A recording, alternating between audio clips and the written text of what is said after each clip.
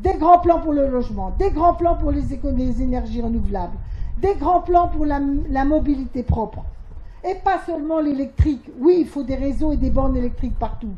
Mais la mutation par une filière gaz de notre mobilité, et notamment une gaz créée par des énergies renouvelables, est certainement une voie d'avenir. Je vous invite à lire le scénario Négawatt qui va sortir et qui est passionnant sur les champs industriels nouveaux qu'ouvrent ces perspectives.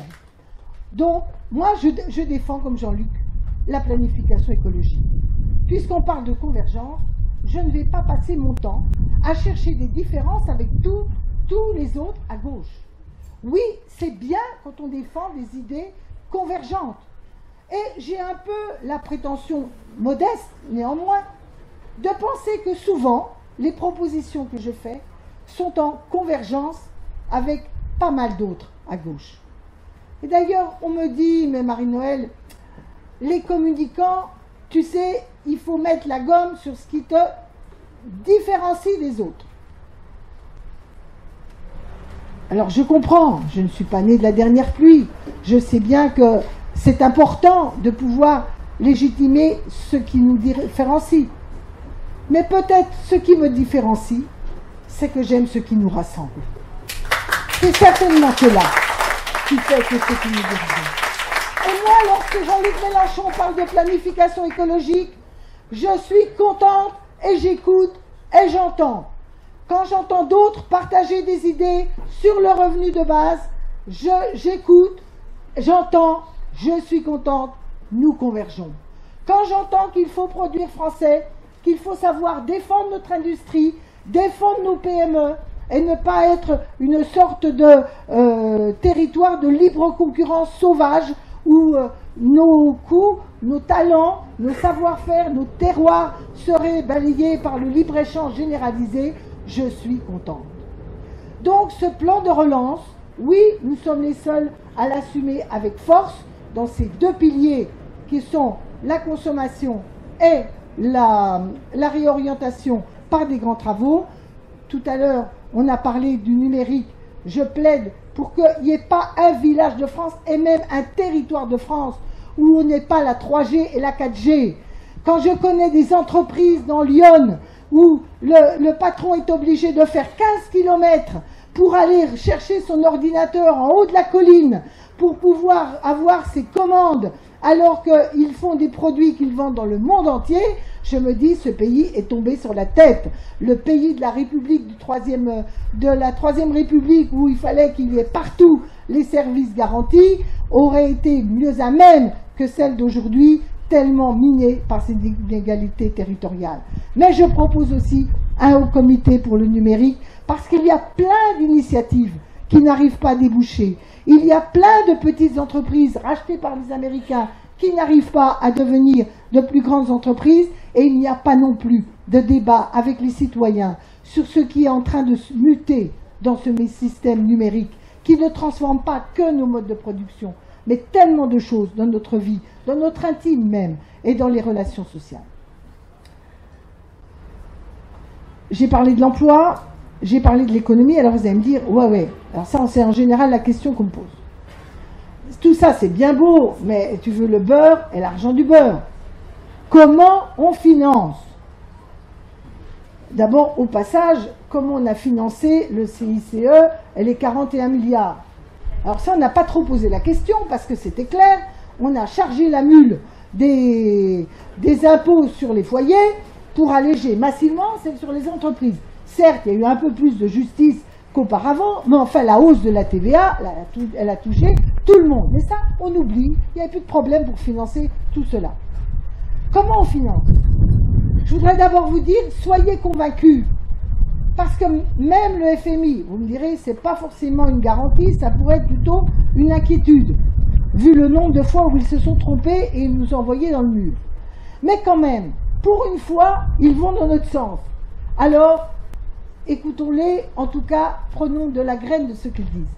Ils disent que quand on injecte dans la circonstance actuelle, dans le monde tel qu'il est, de l'argent pour la relance, il y a un effet multiplicateur important qui va créer de la richesse Et comme dans notre pays qui a plein de défauts mais qui a 45% de taux de prélèvement obligatoire, eh bien quand on crée plein de richesses, ça rentre pas mal dans les caisses de l'État et de la protection sociale. Donc il n'est pas vrai que quand on injecte de l'argent, il y a soudainement du déficit qui se creuse. Quelque part, on le compense. Maintenant, il faut que cet argent, il soit bien utilisé. Quand vous pensez qu'on emprunte à des taux quasi nuls, et qu'on va attendre pour faire des investissements où on empruntera avec des taux élevés, anticiper l'indispensable est une bonne situation. Je pense au plan hôpital, je pense à la modernisation de toute une série de nos infrastructures. Et puis, on n'est pas obligé d'emprunter que pour des choses déficitaires. Si nous modernisons le pays, si nous faisons les économies d'énergie, si nous développons l'énergie renouvelable, ça va produire de la richesse. Et même si on met du capital public ici ou là, ça va avoir un rendement de ce capital public. Et quand on emprunte à zéro, il faut quand même espérer qu'une large part de cet argent va avoir une rentabilité qui nous permettra de tranquillement le rembourser sans tirer des traites sur l'avenir du pays. Donc, mais ce qui est aussi la clé, c'est la réforme fiscale. Rappelez-vous, la réforme fiscale, ça a été un de nos chevaux de bataille dès l'arrivée au pouvoir. Et qu'on ne nous dise pas que nous n'avons pas proposé. Nous avons déposé un projet de réforme fiscale au moment même où Jean-Marc Ayrault disait qu'il fallait réouvrir le débat pour réexaminer. C'était déjà trop. C'était déjà trop. Il a dû quitter Matignon. En tout cas, il faudra accompagner ces plans de relance d'une réforme fiscale qui restaure la légitimité de l'impôt par sa justice, qui restaure un grand impôt citoyen sur le revenu, alors on ne va pas parler technique, mais qui soit l'armature de notre système d'impôt sur le revenu, qu'on tue toutes ces niches inutiles, que l'on s'attaque enfin à la rente immobilière qui mine notre marché immobilier, qui contribue à la hausse des coûts. Bref, une réforme fiscale sur la question des revenus. Une réforme fiscale et des prélèvements pour les entreprises. Et s'agissant des entreprises, je voudrais insister sur la question des grandes entreprises et des multinationales.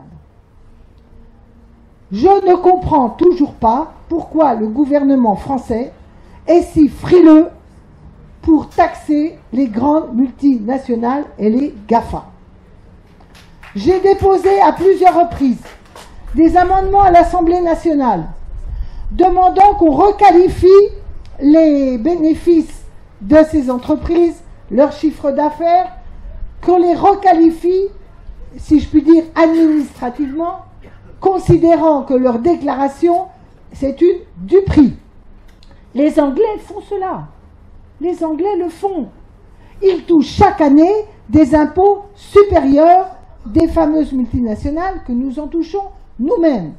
Mais Bercy est génial, Bercy c'est mieux que tout le monde, Bercy est en train de trouver la solution qui sera optimale, sauf que la solution c'est pour demain, peut-être, on va voir, on ne sait pas, et pour l'heure, ils sont moins taxés en France qu'ailleurs. Ce n'est pas normal. Ce n'est pas normal que Michel Sapin ne demande pas, alors même que la commission attaque Apple, ne demande pas que la France puisse bénéficier d'une partie de cet argent. Peut-être qu'on perdra. Peut-être que juridiquement, encore que je ne vais pas vous faire 3 heures de leçon sur ce sujet que j'ai pas mal étudié, peut-être qu'on perdra. D'abord que peut-être.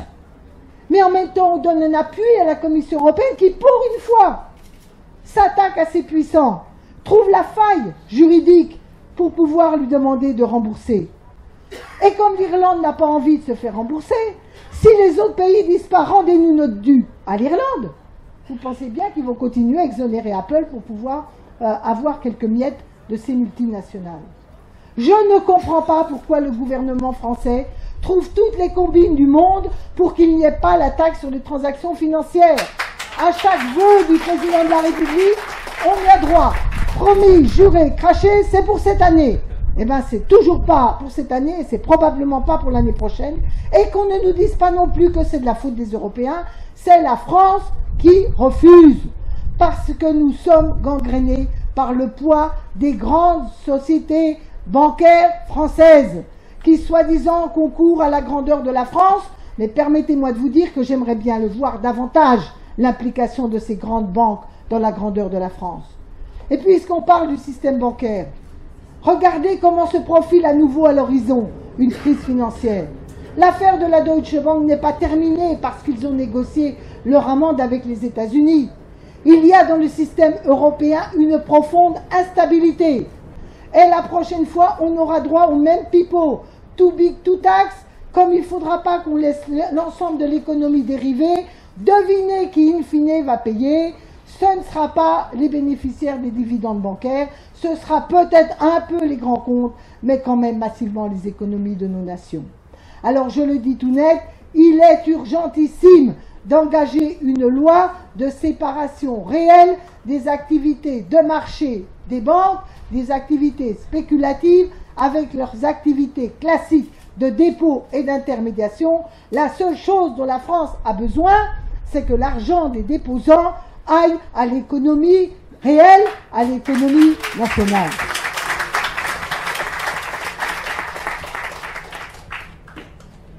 J'ai pas mal parlé de l'économique et du social parce que je crois que c'est très déterminant.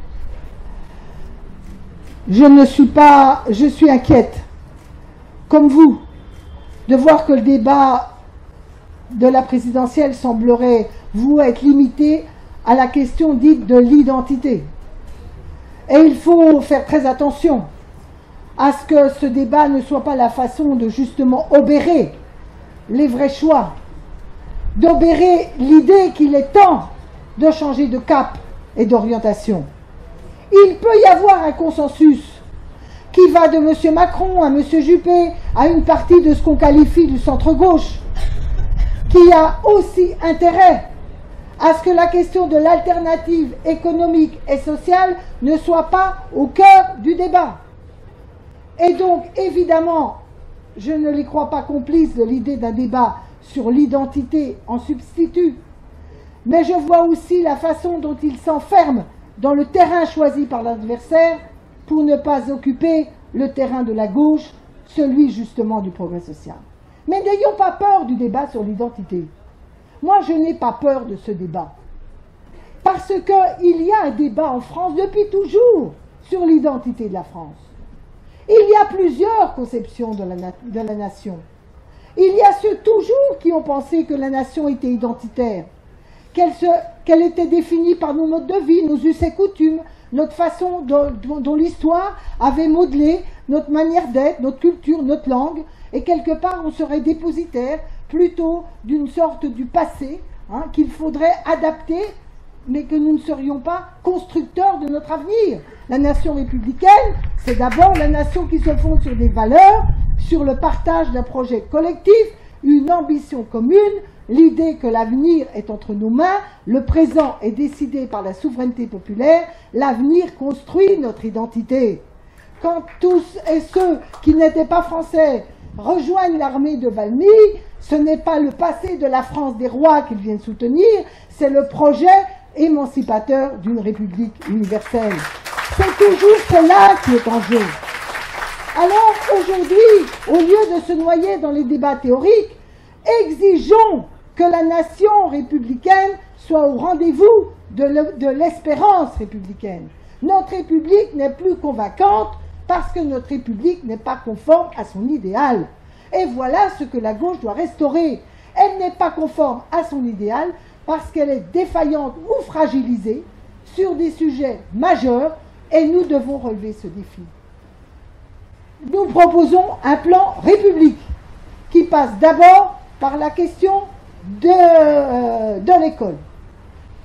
Franchement, en d'autres temps, la publication d'un rapport de l'OCDE qui décrit que la France est l'un des pays les plus développés qui a le plus d'inégalités à l'école et qui est le moins capable de les combattre, franchement, la France de Jules Ferry, la France des Lumières, la France de la République peut tolérer ça? Eh ben non, ça passe dans une espèce d'indifférence collective. je crois moins d'indifférence que de sentiment d'impuissance collective. Et c'est pourquoi la question scolaire doit revenir, et la question éducative au sens large, doit revenir au cœur de notre projet. D'abord, je ne vais pas polémiquer sur les 60 000 postes qui ne sont pas faits, etc. Moi, je me tourne vers l'avenir. Il faut continuer à mettre le paquet sur le primaire et le premier cycle, parce que c'est là encore que s'accumulent des inégalités pour apprendre à lire, écrire, compter, maîtriser les connaissances, les raisonnements, les logiques, l'ouverture au monde. Il faut continuer à mettre le paquet dans ces secteurs-là. Et surtout de sortir du faire-semblant. Pour tous les maires de banlieue, nous savons que les moyens qui sont donnés dans nos ZEP, dans nos écoles, dans les quartiers où la mixité est faible et où du jour au lendemain, même si on redécoupe la carte scolaire, on ne va pas du jour au lendemain pouvoir brasser socialement tous les enfants. Si dans ces quartiers-là, si dans les endroits où les enfants sont en échec, on ne met pas plusieurs maîtres pour une même classe, si l'on n'organise pas du soutien et de l'accompagnement scolaire plus individualisé, s'il n'y a pas des orthophonistes pour les enfants qui ont du mal à lire, ou parfois même à parler, s'il n'y a pas des soutiens psychologiques et psychomoteurs pour des enfants qui ont des difficultés personnelles, nous ne rattraperons pas l'échec scolaire. C'est la priorité absolue. Et nous ne le ferons pas contre le corps enseignant.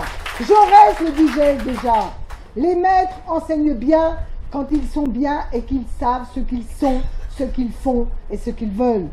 C'est le corps enseignant ne peut pas être à la marge d'une réforme de l'éducation. Alors peut-être que le ministre a raison sur la réforme des collèges.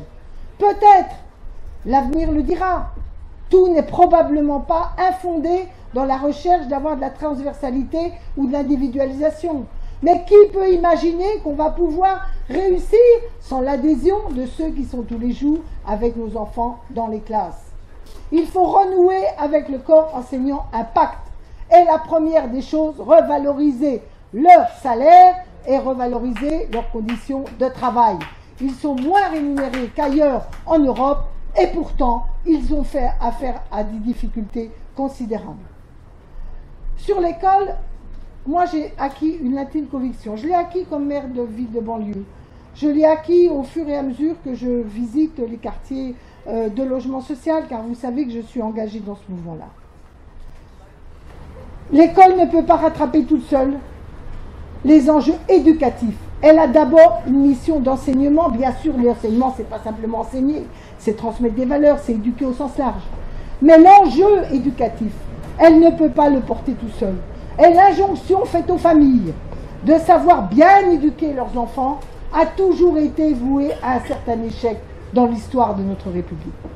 Comme du temps du Front populaire et dans des formes nouvelles, je considère qu'il faut créer un ministère de l'éducation populaire. Un ministère qui va déjà accompagner ce fameux temps hors scolaire. On a quand même fait fort. Arriver à faire que le temps hors scolaire soit payant dans certains endroits. Ah, c'est pas le ministre qui a voulu, mais comme c'est les collectivités qui payent, elles se sont rapatriées sur l'idée « faut qu'on paye ». Donc déjà, il y a plein de gens qui sont exclus. Deuxièmement, c'est très inégal sur le territoire. Vous êtes à Paris, il y a plein de choses très intéressantes. Vous êtes dans certaines villes pauvres, c'est déjà moins intéressant. Et quand vous êtes à la campagne, même quand il y a un peu d'argent, il n'y a pas toujours les ressources humaines, les qualifications disponibles, les associations possibles. Un ministère de l'éducation populaire doit vérifier que le temps hors scolaire est gratuit, qu'il est de bonne qualité, qu'il est émancipateur, qu'il transmet les valeurs de la République, car moi je l'ai vu de mes yeux vus, dans des endroits où le temps scolaire n'est plus bien organisé, croyez-moi, il y en a d'autres qui pensent à l'organiser. Et on a connu dans l'histoire les patronages catholiques, et bien nous avons ici ou là des replis religieux pour encadrer les enfants, disant aux parents, vous êtes tranquilles, chez nous, ils sont bien gardés. Voilà pourquoi transmettre les valeurs de la République exige une éducation populaire, ouverte, moderne, contemporaine, que les conservatoires de musique, la culture, évidemment, c'est pas le patronage laïque, non, quelque chose qui brasse l'ouverture de nos enfants, mais qui en même temps leur apprend à regarder, à comprendre, à partager, à vivre ensemble avec les autres et à aimer notre République. Les services publics, c'est l'autre grand enjeu. On constate un vote Front National dans les zones périurbaines. On va dans les villages, on nous dit il n'y a plus de services publics, ça vote Front National. On va dans les quartiers de banlieue, on vous dit il n'y a plus de postes, les pompiers ne veulent plus venir, et on se sent abandonné. Je passe mon temps à voir des Français abandonnés. La preuve est que le service public n'est plus le ciment qui garantit l'unité de la nation et qui en même temps montre à chacun qu'il a sa place, qu'il est reconnu, qu'il est une part de la République. Je préconise la création d'une loi qui garantit sur tous les territoires une école, un hôpital à proximité. Évidemment, quand je dis c'est pas 1 pour tant d'habitants, ça dépend des territoires, ça dépend des modes de transport, ça dépend des services publics qui sont plus ou moins nécessaires. Mais il faut qu'il y ait une loi qui garantit cette égalité républicaine. Car si nous ne l'avons pas, le sentiment qu'on est tous les oubliés des autres est quelque chose de destructeur. Et il est vrai qu'il y a des services publics qui vont mal. L'hôpital public est mal en point. Les médecins ont raison de faire grève. Les infirmières sont sous tension. Les personnels soignants n'en peuvent plus. Les urgences sont saturées. Alors il y a toujours plein d'explications, mais il y a une réalité. Si on ne remet pas l'hôpital public à flot, si on ne crée pas des postes, si on ne le modernise pas, le doute sur notre protection sociale, qui est historiquement depuis la Deuxième Guerre mondiale l'autre grand ciment de notre République, continuera à se creuser et notre République à s'effriter. Voilà, chers amis, je suis assez longue, je le mesure. Je serai donc plus courte sur les deux autres priorités. La seconde priorité, c'est qu'on peut parler de République, mais s'il n'y a pas de souveraineté populaire, si la démocratie est branlante, si le peuple a l'impression qu'il ne peut pas mettre, qu'il n'a plus en main son destin, le pire est possible. Et nous vivons une conjonction terrible. La mondialisation libérale, l'Europe cheval de Troie de la défaillance démocratique, et par ailleurs la Ve République qui a quand même une façon d'écarrer le peuple et d'écarter le peuple des décisions. Donc oui, la Sixième République, urgent, et une Sixième République parlementaire, une Sixième République où c'est le Parlement à la proportionnelle pour 50% qui nomme le Premier ministre, le 49.3 aboli, les votes bloqués supprimés, un vrai Parlement qui doit être à l'image du peuple. Il faut aussi redonner force au référendum. Le référendum est devenu une attente populaire forte. Quand on a l'impression de ne plus être entendu dans les institutions, alors on attend que le référendum vous permette de donner la parole. Il faut des référendums d'initiative populaire. Il faut permettre des référendums pour abroger les lois. Les Italiens avaient abrogé la loi sur la privatisation de l'eau par référendum. Et moi, je fais la proposition que désormais, il soit écrit dans notre Constitution que tout traité européen doit être ratifié par voie référendaire. Croyez-moi, ça va changer pas mal de choses dans le rapport de force en Europe. Mais le seul changement institutionnel ne redonnera pas la confiance du peuple en ses élites. Et il est vrai que les élites de ce pays ne sont pas toujours très, disons, honorables. Nous vivons une défiance très lourde depuis quelques années avec les lobbies, la confusion entre le public et le privé qui s'insinue dans une large part de la haute administration française. Et quand vous avez au rang du gouvernement ou des hauts fonctionnaires qui négocient la loi bancaire, des gens qui, il y a 1 an ou 2, étaient dans les grandes banques et qui, dans 1 an ou 2, seront dans d'autres grandes banques et qui vous disent avec un aplomb sur 2 et dominateur, Mais vous n'avez rien compris, ça n'est pas possible de faire plus de séparation bancaire. Ce qui n'est pas possible, c'est de menacer leur fin de mois. Ce qui n'est pas possible, c'est de menacer leurs allers-retours avec le public et le privé. Moi, je pense qu'il faut restaurer une éthique de service public. Il faut que les fonctionnaires ne puissent pas pantoufler. Il ne faut pas y avoir d'aller-retour entre l'un et l'autre. Là aussi, je connais les arguments. J'ai déposé des projets de loi avec Eva Sass sur un certain nombre de sujets. Oui, mais tu comprends, les compétences. Oui, j'avais déjà ces arguments qui m'étaient donnés quand je m'occupais au Parlement européen du recrutement des hauts fonctionnaires du Parlement. On me disait, oui, mais il faut bien les payer parce que sinon ils ne viendront pas du privé, on n'aura que des fonctionnaires. Eh bien, je vous le dis tout net, j'aime mieux un fonctionnaire bien formé, intègre, qui défend l'intérêt public, qu'un pseudo-banquier ou financier ou homme du privé qui est prétendu compétent, qui vient pour vous vendre la sauce et les intérêts des puissants. Je ne prendrai pas l'exemple de Napoléon, à qui l'on disait qu'il devait garder tous les généraux du régime précédent et qui a pris systématiquement les caporaux ou ceux d'un grade en dessous pour les faire passer au-dessus des soi-disant compétents. Et je ne crois pas que les maréchaux d'Empire aient été particulièrement de mauvais militaires. Donc, en tout cas, il faut restaurer l'éthique de service public. Mais le doute démocratique vient aussi de l'Europe. Il est clair que l'Europe d'aujourd'hui est dans une crise majeure. C'est le péché originel de François Hollande. J'en ai parlé tout à l'heure. Alors, peut-on faire autrement? Alors maintenant, on nous explique que ce n'est pas possible de faire autrement. D'ailleurs, ceux qui disent on ne peut pas faire autrement sont dans les deux bords. Ceux qui vous expliquent que si on veut l'Europe, on est obligé de se prendre le libéralisme et la domination allemande, parce que nous, la France, vous comprenez, on n'est même pas capable de réduire nos déficits publics. Mais si dans l'histoire de la France, elle n'avait pesé que quand elle n'avait pas de déficit public, je peux vous dire que depuis Philippe le Bel, eh bien, on n'aurait pas été souvent au pinacle, alors même que quand nous étions forts, nous étions souvent avec des déficits publics.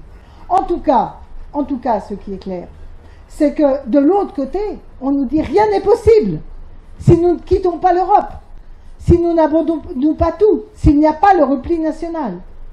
Le chemin que nous vous proposons, c'est un chemin de refondation, de réorientation de la construction européenne qui fait que la France pèse de tout son poids pour cette réorientation, qui fait qu'on ne cède pas devant l'adversité, qu'on ne sous-estime pas notre rapport de force, mais avec la volonté de renouer avec le bel idéal européen. Oui, nous avons besoin d'une Europe, mais d'une Europe différente. Et ce n'est pas parce que nous avons besoin d'une Europe que nous devons tout accepter. D'une certaine façon, le Brexit renforce notre rapport de force. Les libéraux sont plus faibles. L'Allemagne elle-même commence à voir chez elle les effets de sa politique européenne qui n'est pas suffisamment solidaire. Alors il faut une feuille de route totalement opposée à celle qui a eu lieu jusqu'à présent. À l'austérité, nous opposons la relance. Aux tout-concurrence, nous opposons la coopération et les convergences sociales. Là où l'Europe est une passoire dans le monde, nous proposons qu'elle soit acteur d'un monde régulé. Voilà la ligne que nous proposons. Ça a des conséquences concrètes. Un traité anti-dumping. Prenons-les au mot. Concurrence libre et non faussée. Eh bien, non faussée, ça veut dire qu'il n'y a pas de dumping qui fausse la concurrence. Donc, nous imposons, même avec le traité existant, un traité complémentaire anti-dumping. Et on nous dit, ils ne veulent pas. Nous avons les moyens d'agir. D'abord, il y a de plus en plus de gens qui sont conscients de cela. Et d'autre part, nous sommes contributeurs nets de l'Union européenne. Au bout du compte, De Gaulle l'a fait en son temps, Thatcher part pour de bonnes causes, mais la France peut dire, cette fois-ci, je m'excuse, mais je suspends ma contribution au budget tant qu'on n'a pas fait un nouveau compromis. Et puis nous pouvons aussi avoir, comme les Anglais ou d'autres le font, des stratégies qui visent à montrer que nous ferons respecter. Moi, je propose le moratoire sur les directives travailleurs détachés. Je propose qu'on demande un opt-out sur toute une série d'aides d'État quand l'intérêt supérieur du pays en matière industrielle est en cause. Mais de la même manière, je propose un European Business Act. Je pense qu'on doit aussi proposer à l'Europe des nouvelles perspectives. En tout cas, ma conviction est totale sur ce sujet. Les élites françaises ont intégré une faiblesse, un rapport de force négatif à la France parce qu'ils ne voulaient pas accompagner la résistance du peuple français au grand mouvement libéral qui était en cause. Ils ont utilisé l'Europe pour nous faire avaler une potion amère que nous ne voulons pas. Le cycle change, le libéralisme reflue, il est temps que la France reprenne l'offensive en Europe, sans honte, mais sans mensonge à ses partenaires. Car l'autre faiblesse, c'est quand vous allez dire aux Allemands et aux Européens, oui, oui, vous inquiétez pas, on va le faire l'an prochain, le déficit, qu'on sait pertinemment qu'on ne le fera pas. Il faut dire non, on ne veut pas, on ne peut pas. On leur doit un discours de vérité. Parce qu'il n'y a rien de pire pour nouer un compromis que de mentir et de ne pas tenir sa parole. On se discrédite. La France a besoin de crédit, elle a besoin de force de ses convictions, de vérité dans son discours et de porter un message universel. Tout à l'heure, quelqu'un a rappelé que j'avais voté contre la guerre du Golfe. L'Europe a été percutée par l'affaire des migrants. C'est clair. C'est venu se surajouter à tout le reste. Et pourtant, comment ce continent si riche serait incapable d'accueillir ce que d'autres pays comme le Liban ou d'autres sont capables de faire.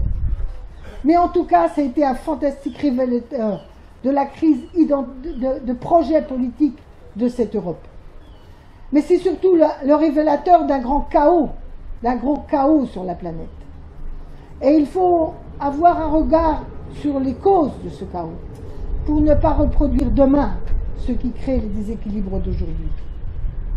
Vous savez, on paye lourd et cher le poids des néoconservateurs américains dans la déstabilisation du Proche et du Moyen-Orient. Nous avons en son temps eu raison de ne pas aller faire la guerre en Irak.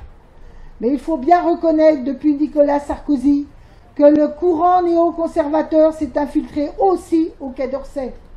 Et que petit à petit, l'idée de la guerre des civilisations, de l'ordre moral que nous devons aller porter à travers la planète, quels que soient les débouchés politiques ou non, c'est devenu une sorte de théorie de la politique étrangère de la France.